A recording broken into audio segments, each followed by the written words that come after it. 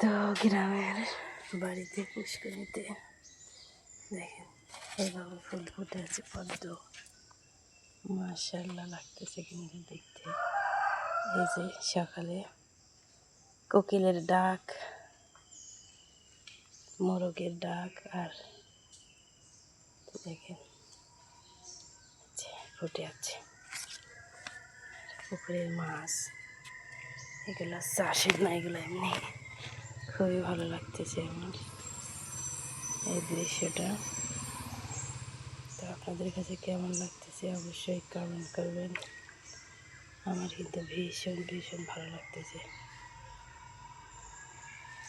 চতুর্দিকে ঝোপঝাড় আর ভিতরে পানি, তার ভিতরে এরকম শাপলা ফুটে আছে।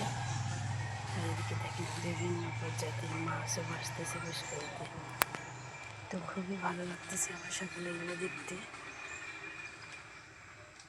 তো আপনাদের কেমন লাগছে অবশ্যই কমেন্ট করবেন। সবাই ভালো থাকবেন।